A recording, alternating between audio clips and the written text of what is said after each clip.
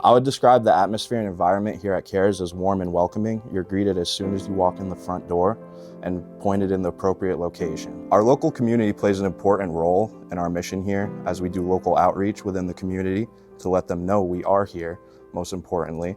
And in turn, they let us hang some of our flyers for local events, upcoming events, and some of our recovery breakfasts in their location. Here at CARES myself, I'm the outreach coordinator, so I go out at local events, table events, and just get the word out there of the services we have, the resources we offer, and just to get our name out there and let people know we're here is the biggest goal of ours. So here at CARES, we ensure a holistic approach by addressing all domains of recovery, not focusing on just one. We try to address all domains of recovery. That could be anything from physical health to mental health.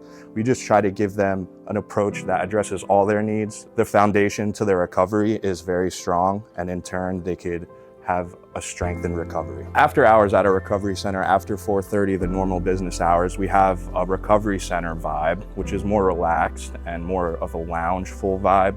We have comfy couches, we have Xbox here, we have a Switch.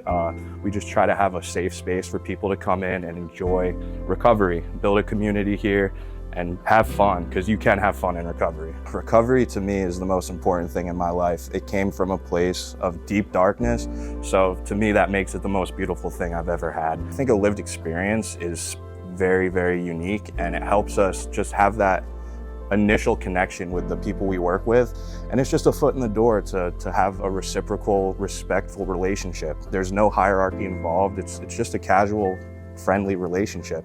I'm just there to offer support and resources and some hope, and if I could do that, I've done my job. Positive impact that Prevention is Key CARES has on loved ones and family of those in recovery is really harnessed through our CRAFT program, that's Community Reinforcement and Family Training. We are able to run a weekly Thursday night meeting where our families can come together and join in, being able to talk about their loved ones, be able to share advice, share, the successes. The other side of CRAFT is a 12-week session. So we engage with our CRAFT families one-on-one with a CRAFT-trained peer. I think, family is integral to recovery. It might not necessarily be family through blood. It can be family through friends, family through your work network, family through your recovery network. I think, without any sort of family, recovery becomes a lot more difficult because you don't have that support network.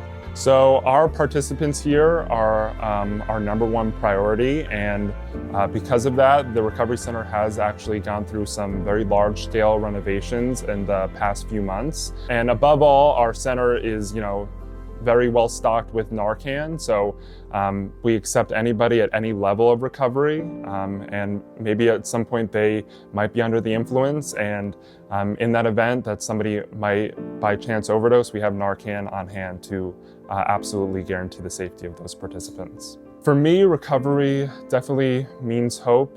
I think without hope, there is no sense of recovery.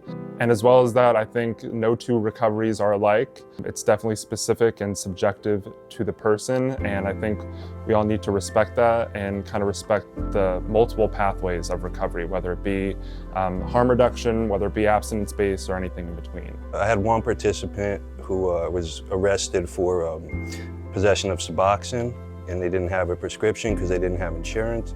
So we provided them with the right information to get them insurance so they could legally get the script they need.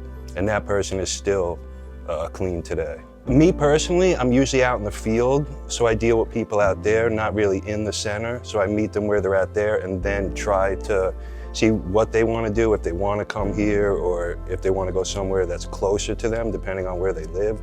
The biggest misconception I would say is that people with substance use problems are bad people, or they always come from broken homes, or like they want to live that way, and it's just not true. So that's usually the top three that we run into. Recovery means to me like living a meaningful life, where you make your own decisions, you're not controlled by the drug, your money and time are yours, you don't have to keep paying fines, restitution, or going to probation, court. So once those two come back to you and you're actually in control, you make your own decisions, you don't want to go back.